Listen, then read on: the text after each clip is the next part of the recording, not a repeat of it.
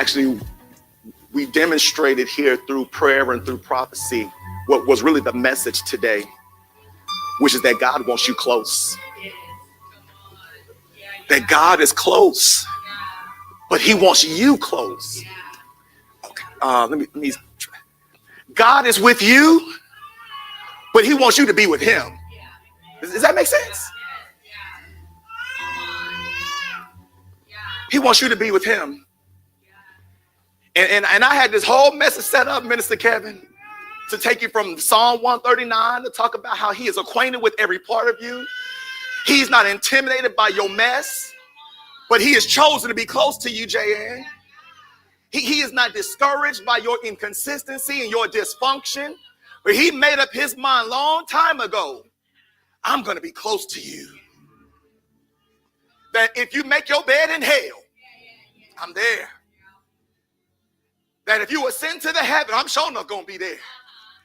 That even if you take upon you the wings of the morning and go out to the sea, that even there, I will hold your hand and I will guide you. The reality is, Sister Tracy, is that there's different levels of his presence. We all may be acquainted with him being omnipresent everywhere at the same time. But there's levels to this thing, Ariel, where he says, even in Psalm 139, where David was asking the question, where can I go from your spirit and where can I go from your presence? Now, that might seem redundant, Pastor Marlon, until we understand that spirit is the Hebrew word ruah. It is the nature, the fullness of God. But presence is the Hebrew word panim, which means his face. And so there is a presence of God where we can be exposed to him, but there's a different level of intimacy when we're in his face. It's the reason why he told him, I believe in Psalm 27, he says, don't just seek my hand, but seek my face. Because he doesn't want to just be close to you. He wants you to be close to him. So Revelation 3:20, Jesus says, I stand at the door and I'm knocking. And if you, somebody say me, if you open the door, he says, I will come in and I will sup with you and I will fellowship with you. The crazy thing about this, little Chris, is that God made the door. God has power to remove the door. He has the power to knock down the door. But he chooses to want to be wanted. Because love is never manipulative. Love is never abusive. Love requires a choice. And he says, I love you enough to stand at this door as long as it takes. Because that's interesting. The Bible never says, wife, how long he was standing there. And the reality is, Sister Delphine, is that if we be honest, he's been standing at some of our doors a little bit longer than others. But he loves us enough. Have you ever went to somebody's house? He said, let me ring the doorbell one more time. Maybe they upstairs. Maybe they're in the bathroom. Maybe they're on their way. Let me ring the doorbell one more time. And he loves us enough to knock on the door of our hearts one more time. That's what his love keeps him there. But it is the response of our love to open up, to remove what's standing in the way of our intimacy with him, that we can have the fellowship that he desires. Did you hear that? That he desires. What's concerning me, Naya, is that some of us are okay just knowing that he's at the door.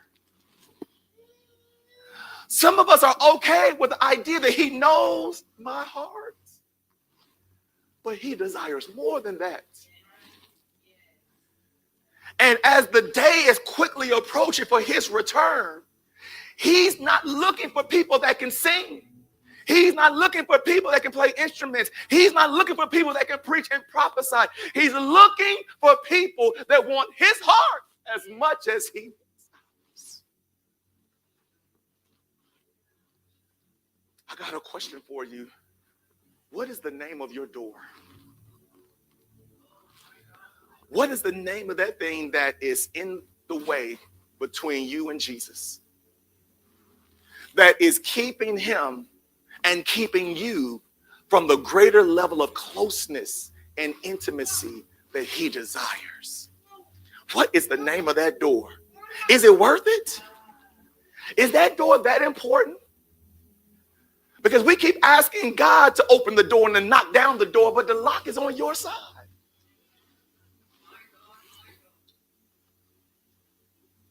God is close. But how close do we want to be with him? You know, I've heard people argue about heaven and hell, and this isn't a scare tactic, but they'll say, well, why would God send, if he's love, why would he send people to hell?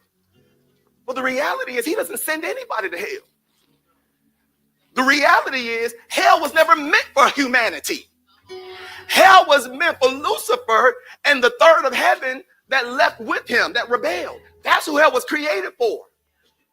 But the real question is, because he is not manipulative and because he is not abusive, why would you expect him to kidnap you and keep you in eternity in heaven if you don't want to be there? But we prove every day whether we want to be in his presence or not.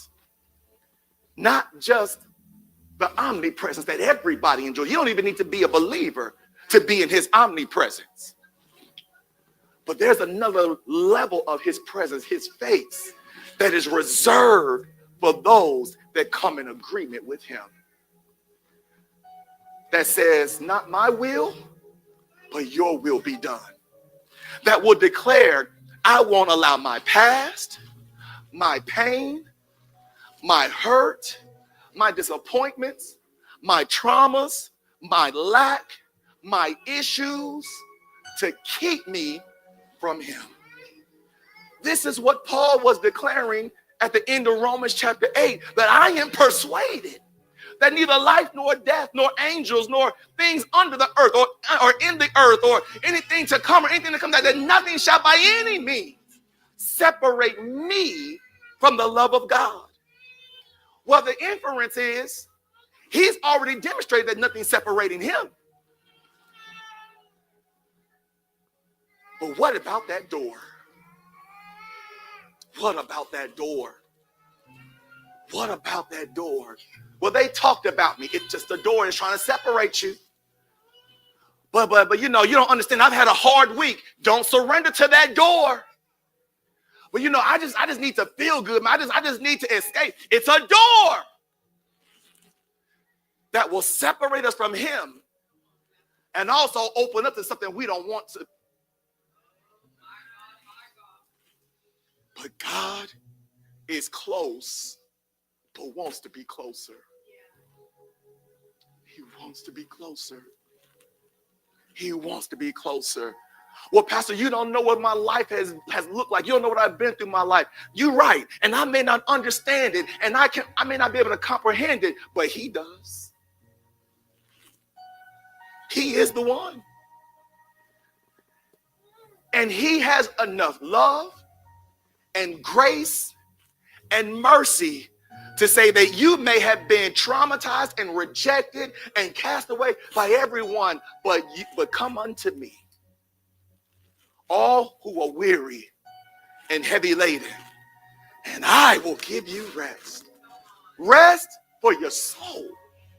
But there is a rest for the children of God.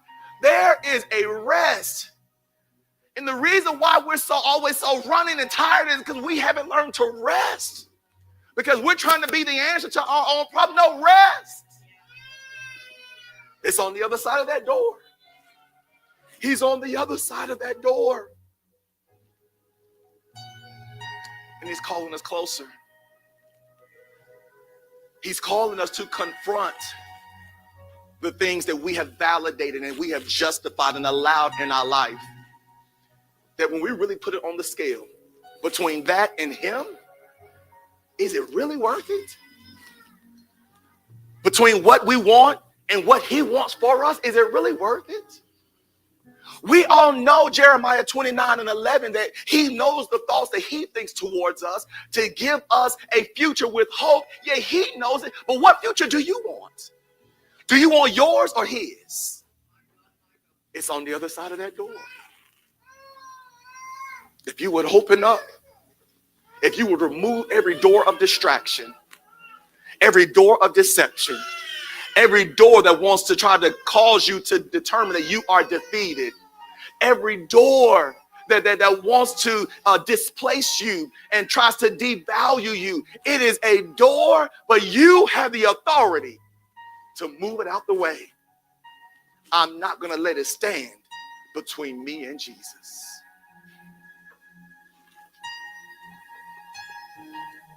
My heart as a pastor breaks because I see some of us, we go through a lot of stuff, and we all go through stuff. I go through stuff. But sometimes we're going through things longer and deeper than we need to, because the answer is on the other side of this door. He is the one, and he wants to come close. He wants to come close. Thank you so much for worshiping with us today at the Carpenters Church. To sow a seed into the ministry, you can use our Cash App at $Mature in the Lord. Or you can mail a check or money order to the Carpenters Church, P.O. Box 10004, Moreno Valley, California 92552. Again, thank you so much for worshiping with us today.